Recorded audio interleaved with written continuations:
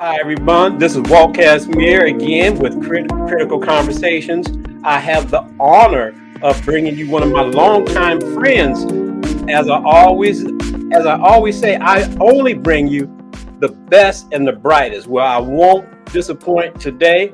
I'm bringing you an awesome, intelligent, articulate, well-traveled sister who has gone literally across the globe, acquiring experiences that she brings to us today. And she is a personal life coach. I bring you none other than Tiffany Dillard, also known as Ty Inspire. Yeah. Without further ado, I just want to move out the way and give you the floor. Tiff, tell us about your travels, about how you have gone through life transitions and earned the right to be one of the America's and now a global acclaimed life coach. Okay. So first of all, thank you for having me. I'm definitely very, very happy to be here and to share knowledge and to talk to people about what I do. Yeah. So you want to talk about, you said travel and life coaching? What should Well, tell us about how you you're coming to us after having experienced life transitions, Yeah. about having dealt with all types of situations, and how that not only that you've learned life lessons, but you've also um, become a certified life coach. And just tell us a little bit about how you have not just like traveled across the country, Mhm. but you have literally traveled around the world, acquiring Mhm. all types of life skills, and then how you transition using all that experience into becoming one of the leading life coaches. Okay. Well, first I started as an educator, which I still am an educator. Right now, I used to teach in the classrooms, was a classroom teacher for many years, and I kind of moved into administration and now into um, just consulting, basically, and helping to teach teachers. So I think through the teaching, I wanted to kind of evolve, I would say, into life coaching because it's still, to me, a form of teaching.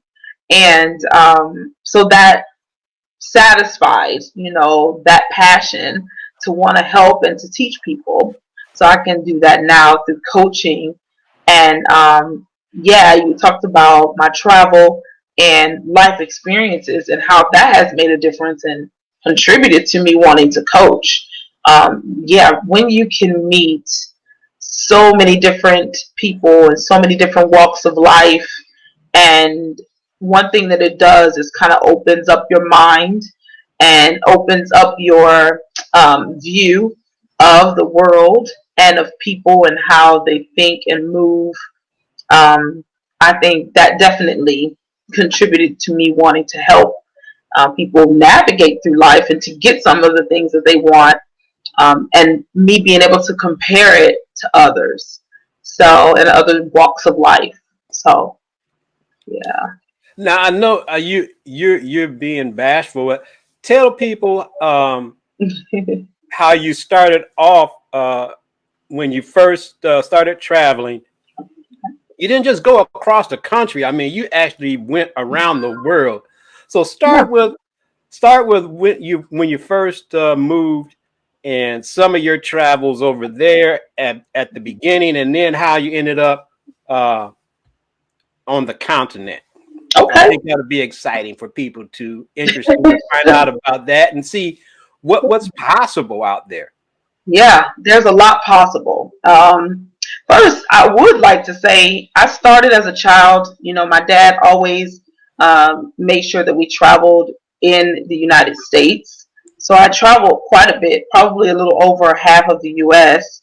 From childhood through to adulthood. And then it was 2015. I had just, I think I'm gonna say, recovered from a major life experience and transition in my life. And so during that time, I really had to consider what I wanted to do Mm-hmm. and how I wanted to move forward. And so then the idea came that I'm like, I want to travel. I've always wanted to travel. I just never knew how I would do it because, like I think most of us, we don't think that it's a reachable goal. You Mm-hmm. know, I had the goal, but I really didn't know how to reach it or didn't think I could reach it. So I figured out a way to reach it. Actually, I started by wanting to go through Peace Corps. Oh.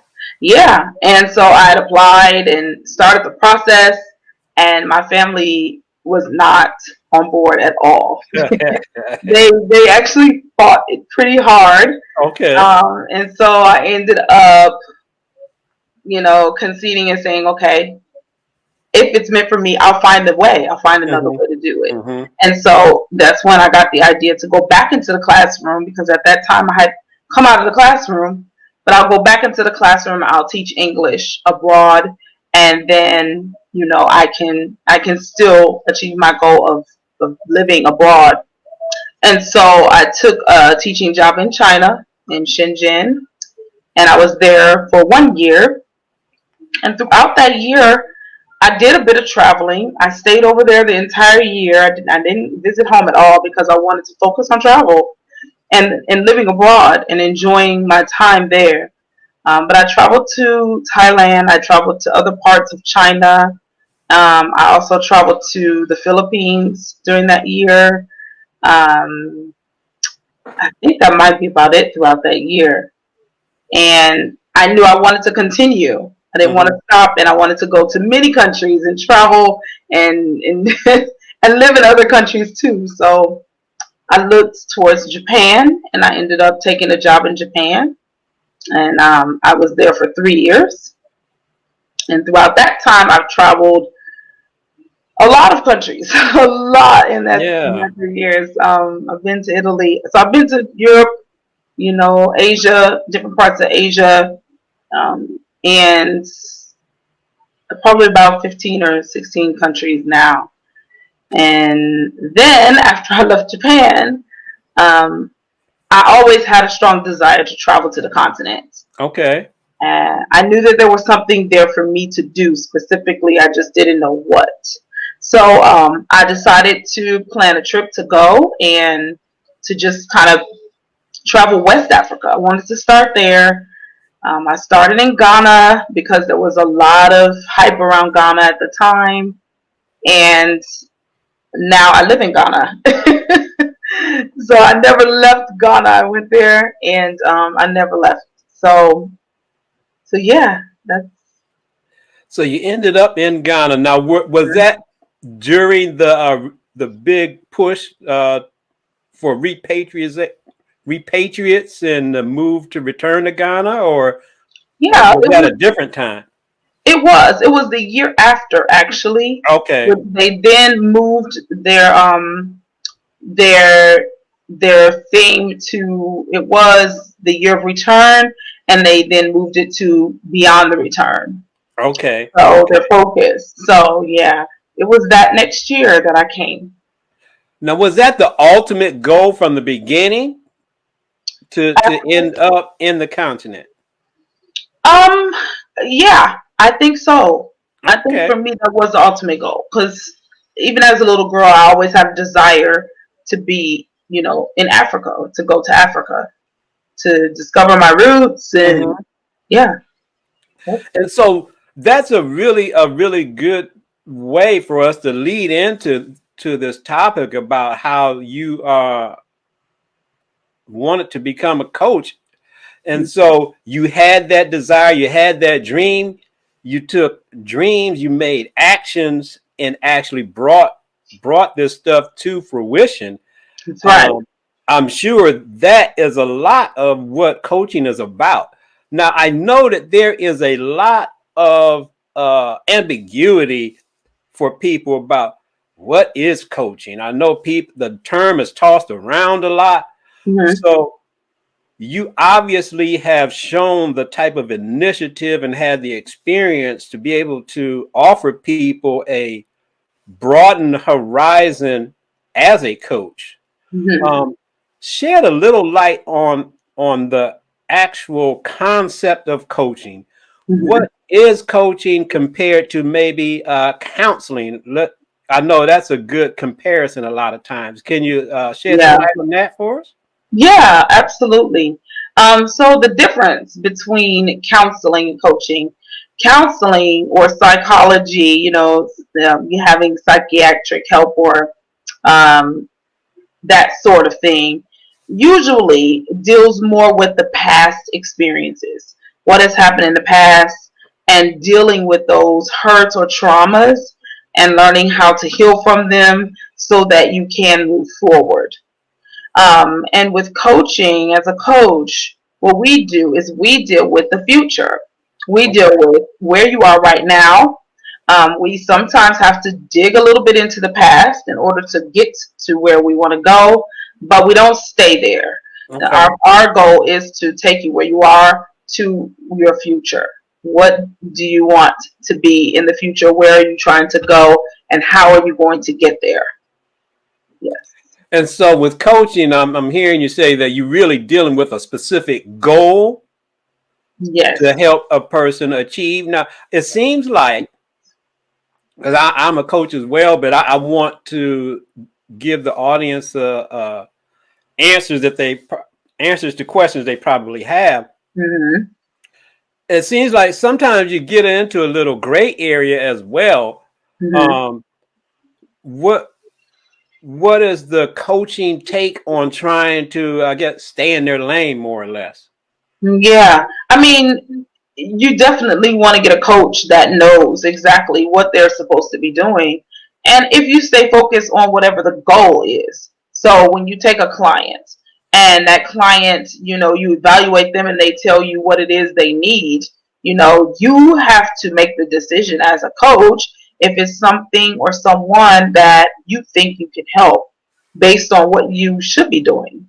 So yeah, that gray area to me is being able to recognize, like, because there are people that I've had and clients I've had, I can't help you. You Mm-hmm. know, you need to have, a psychologist. And so let me refer you to one.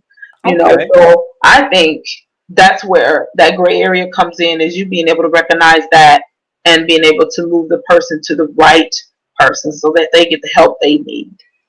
So you have a list of counselors, or you just kind of get them headed in the right direction? What does that look like in practice? I don't have a list of counselors, Okay. but I do have some references that Mm-hmm. I can refer people to, and I will help them find someone if that's Okay. the case. It depends also on the client if they want that, as far as they want the help and how much help they want. Mm-hmm. So, yeah, whatever the client needs. So in your intake process, Hmm. are there certain diagnoses or things that you kind of screen to look for, so you can kind of like nip it in the bud and get them the appropriate psychoanalysts Yeah. right off the bat? Tell me a little bit about that process. Yeah. So during the intake process, there'll be certain questions that I will ask that will let me know if it's something that I can do for them. So that's basically it, is just listening to them, you know, asking them appropriate questions so that I can get the answers that I need. So yeah, it's very basic, because to me, there is such a clear difference Mm-hmm. in we're dealing with the past or we're dealing with the future. Okay. That's it. So I think it's a lot less complicated Yeah. than people may think. Because they Okay. may think, oh, well, what's the difference? You're a counselor too. You're a psychiatrist too. No, it is different. But Yeah. Yeah. mhm. I know one way that helps me try to make it clear to people is, for a coach, we're dealing mainly with people who are otherwise psychologically healthy, as Mm-hmm. opposed to counselors, Mm-hmm. specifically therapists, psychiatrists, psychologists. They're dealing with people who have some type of actual diagnosis. Mm-hmm. Right. I know in my screening process, if they mention, I'm seeing a psychiatrist or I'm seeing a counselor, I will, my first response is going to be, okay, well, I'm sorry, I can't help you. Or maybe if it's the primary doctor or something like that, actually getting a referral Yeah. and getting that cleared up right off the bat. So we don't have any legal issues. But yeah, but there's so many things the coach can help with. Now, can you give me one or two or three specific areas where coaching is exactly the answer to the question? Okay. When you have a person that feels like they don't know their direction, they don't know what they want to do with their life. I do purpose, coaching, helping people find their purpose and moving in their purpose. So, yeah, a lot of people are just kind of lost, Mhm. especially after the COVID situation. And you have people out there that aren't sure how to go, what direction to go. So that's something that I definitely can help you with. I've been certified in that specifically. Okay. So even though I'm a general life coach, there are certain certifications that I have specific certifications for. So, or situations that I have certifications for. So that's one of them. Another one I'm finding recently, people saying that they don't know how to refill their tank. They're empty and they don't know how to refill it. So that's something that I can definitely help with because that can then move right into purpose and direction as well, right? Once you teach them, give them some tools and put some processes in place to help them learn how to refill and how to build themselves up so that they can move forward. Okay. Now, no. What about? I'm trying to give the people a feel for how this might look. So let's say I found you, and we seems like we would make a good fit, Mm-hmm. and you you do the intake, and we get started. So since you're traveling, so you do all your coaching virtually. Yes. Okay, and Unless about you're how many sessions would it take for me to be able to get resolution, let's say, for learning how to get recharged? that literally that is going to for me I do everything on an individual basis. Hmm. So once I evaluate you, I come up with a program for you specifically. So usually I will start at about anywhere between, I'm going to say 2 to 3 month program. I think that that's usually 3 months is about a good time to be able to get to see some results and some consistency. So, but like I said, it does depend on the person. If it's Hmm. a very busy person, they just want just a month, or they need more work, they may need 6 months, Okay. or just continuing once a month for the year or 2, 3 years. That's also okay. Okay. So now, if you doing the intake and doing assessment, you think you can help me, and you're thinking, okay, let's initially get started with about 3 months. Hmm. So is that a half hour once a week, or what does that look like? That also will depend on the person, but I'm going to go ahead and say on an average, at least once a week. So one time a week, because I think the clients need room to be able to do the work because they have to Okay. do the work, and I'm here to guide them. Mm. Okay, that's a good one. So you mentioned them doing some work. So it's not just about them coming and whining to you about how tough life is. Exactly. Yeah. You're going to actually challenge them and give them assignments and things to do. So give me an example of one type of assignment or homework that I might expect from a certified coach like you, Tiff. Um. So let me see. One that I just thought of off the top of my head is maybe um, an assignment dealing with the past. Maybe you're having some issues with moving forward, but there's something stopping you, and I am sensing that it's something from your past. So I might ask you to spend the next week writing about specific events that have happened in your life through, that you feel may be stopping you, or something that you might need to release. So I may ask you to spend the week, maybe an hour, 30 minutes every day writing about those experiences. And then at our next meeting, we'll discuss them. So if we can try to locate what it is, then we can kind of move forward and learn how or know how to push forward from it. So, Okay. Now, mhm. I'm familiar with the assignments and the cognitive behavioral approach and journaling. Now, for a Mhm. lot of people, they may think, I don't have time for that. How could that even be, helpful? Right. Shed some light on that if you can. For people who feel like they don't want to do it or they can't Yeah, do it. like they think it's a waste of time, or what are they going to actually, what objectives does doing journaling or reflecting on their thoughts and so forth, how does that help?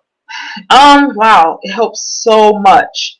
If I think, and even for me personally, I'm still doing these things. So, and I think it's something that everybody can do continuously.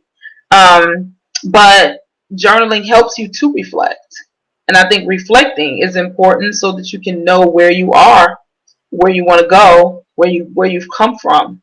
Journaling is kind of like, a record of events or things, of feelings that you have had throughout your lifetime that kind of help you to remind you of things, or certain aspects of what it is you want or what you wanted. So I don't know. I think that journaling is definitely Mm-hmm. beneficial. Um, and it helps to write things out sometimes. Sometimes things are kind of stuck in us and stuck in our head. Mm-hmm. And once we write them out, and we can also take it a little further with writing, we can also speak it out loud, look in the mirror and read it to ourselves. But those physical approaches help to release things that are inside of you that could be stopping or blocking, what you need to do to move forward. So I think it can be very cathartic to do those things. Okay. Yeah. And I'm thinking most people who are caught up in the rat race and all that, and spending hours and hours on social media, probably never really do much reflection. And Right. and our friend Karen Abercrombie, one time she told me, she said, we have to spend time thinking about our thinking. Yes. And I think that's one of the main benefits of coaching, because most people really never do that.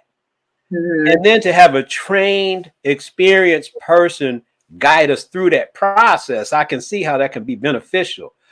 Now, I noticed you mentioned being certified. And I know we talked about that before, but so tell me a little bit about your certifications and what all that you're prepared to help people with. I know you mentioned purpose and renewal, but Hmm. give the people a little bit of info about your certification and how that helps you be a better coach. Okay. So I'm a master life coach. I have just general life coaching certifications and just professional, life coaching. I also am certified in mindset coaching, in purpose, and what else is it called? Let me see, mindset, purpose, happiness as well. So, and I think all of those are very closely related, you know, just helping people kind of learn how to think, move in in life, and yeah, Okay. get the things that they want. Goals, also, that's it. The other one is goal setting. Okay. Uh huh. Definitely. All right. Yeah, that's the other one.